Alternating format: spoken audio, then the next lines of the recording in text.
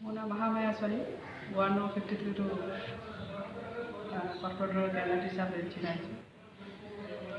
କେଉଁ ଟିକେଟ୍ ଆପଣ ନେଇଛି? ଦଳୀୟ ଟିକେଟ୍, ଯେହେତୁ ଏଇଟା ତୃତୀୟ ଟର୍ମ, ପୂର୍ବରୁ ମଧ୍ୟ ଦୁଇଥର ଜାଗାର ଦଳୀୟ ଟିକେଟ୍ ଜିତିଥିଲି, ଏଥିରେ ମଧ୍ୟ ଦଳୀୟ ଟିକେଟ୍ ପାଇକି ଛିଡ଼ା ହେଇଛି। ବିଜୁ ଜନତା ଦଳ। ବିଜୁ ଜନତା ଦଳ। ବିଜୁ ଜନତା ଦଳ। ଆପଣଙ୍କର କ'ଣ ସମସ୍ୟା ରହିଯାଇଛି?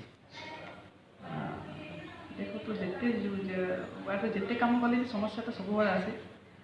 ବର୍ତ୍ତମାନ ମୁଖ୍ୟ ସମସ୍ୟା ମୁଁ କହିବି ଜାଗା ବିଷୟରେ ବସ୍ତି ଥଇଥା, ସେଇଟା କରିଗଲେ ବହୁତ ସମସ୍ୟା ସମାଧାନ ହେବ। ବସ୍ତିମୁକ୍ତ ସହର ଯାହା ଆମ ନବୀନ ସରକାରଙ୍କ ଯୋଜନା, ତାହା ସଫଳ ହେବ। ତାହା ସହିତ ମୁଖ୍ୟ ଡ୍ରେନ୍ ଯେଉଁ ଆମ ପୁରା ଭୁବନେଶ୍ୱର ସହରରେ ଯେଉଁ 10ଟି ମୁଖ୍ୟ ଡ୍ରେନ୍ ଅଛି, ସେଥିରେ 7 ନମ୍ବର ମୁଖ୍ୟ ଡ୍ରେନ୍ଟି ମୋ ୱାର୍ଡ଼ରେ ଅଛି, ଯେଉଁଟା ଠିକ୍ ନବୀନ ନିବାସ ପଛପଟେ ଦେଇ ଯାଉଛି। ତାର ପୁନରୁଦ୍ଧାର ନିହାତି ଦରକାର। ପୁନରୁଦ୍ଧାର ହେଲେ ହିଁ ଯେଉଁ ଜଳବନ୍ଦୀ ସମସ୍ୟାଟା ହେଉଛି ସେଇଟା ସମାଧାନ କରିବ। ତେଣୁ ମୋର ଏଇ ଦୁଇଟି ମୁଦ୍ଦା ରହୁଛି ବର୍ତ୍ତମାନ ଏରିଆ ସମାଧାନ କରିବା ପାଇଁ। ଆଉ ରାସ୍ତାଘାଟ ଯେତେକ ମୌଳିକ ସମସ୍ୟା ତା ତ ଛୋଟ ବଡ଼ ଅଛି, ତାକୁ ବି ପୂରଣ ପ୍ରତି ଇଏରେ କରାଯାଉଛି।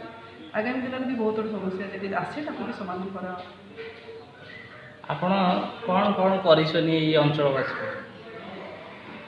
ବହୁତ କିଛି କରିଛି, ବିଶେଷ କରି ମହିଳା ସଶକ୍ତିକରଣରେ ଯାହା ଆମ ନବୀନ ସରକାରଙ୍କର ଯୋଜନାରେ ମହିଳା ସଶକ୍ତିକରଣ ମିଶନ ଶକ୍ତି ଯୋଜନାରେ ବହୁତ ଗୁଡ଼ିଏ ମହିଳାକୁ ତାକୁ ନିୟୋଜିତ କରିକି ସ୍ୱାବଲମ୍ବୀ କରାଯାଇଛି।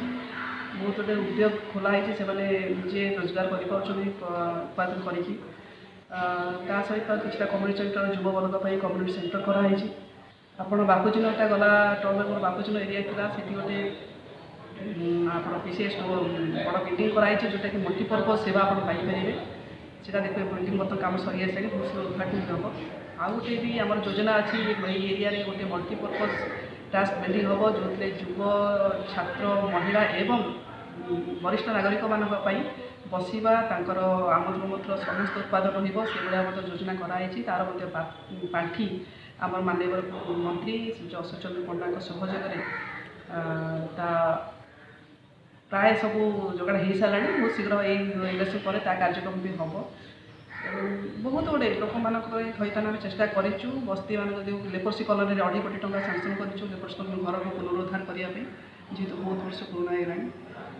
ଏମିତି ବହୁତ ଗୁଡ଼ିଏ ଯୋଜନା ଆମେ କରିଛୁ। ଆଗାମୀ ଦିନରେ ବହୁତ ଛୋଟ ମୋଟ ଅଛି, ବୋଧେ ତା କରିବା ପାଇଁ ଯୋଜନା ମଧ୍ୟ ରଖିଛୁ।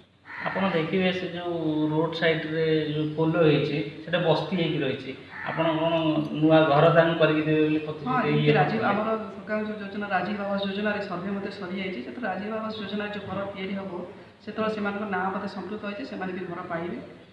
ଏବଂ ପ୍ରଧାନମନ୍ତ୍ରୀ ଆବାସ ଯୋଜନାରେ ଯେଉଁ ବି ସେମାନେ ପକାଇଛନ୍ତି, ଯଦି ସେଇଟା ସଠିକ୍ ଭାବରେ କାର୍ଯ୍ୟକାରୀ ହୁଏ, ବହୁତ ଗୁଡ଼ିଏ ତ ପ୍ରଧାନମନ୍ତ୍ରୀ ଆବାସ ଯୋଜନାରେ ଘୋଟାଲା ମଧ୍ୟ କରିଥିଲେ କେନ୍ଦ୍ର ସରକାର। ଯଦି ସେଇଟା ସଫଳ ରୂପାୟନ ହୁଏ, ତାହେଲେ ସେଇଟା ମଧ୍ୟ ବସ୍ତିରେ ଯେତେ ଘର ଅଛି ତାହା ବି ସଫଳ ହୋଇପାରିବ ବୋଲି ମୋର କେବେ କାର୍ଯ୍ୟକାରୀ ହେବ।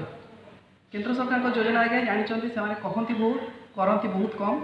ତେଣୁ ମଝିରେ ବି ସେଇ ବିଷୟରେ ଆମେ ସବୁ ବିକ୍ଷୋଭ କରିଥିଲୁ ଯେ ପ୍ରଧାନମନ୍ତ୍ରୀ ଆବାସ ଯୋଜନାରେ ବହୁତ ଘୋଟାଲା ହେଉଛି।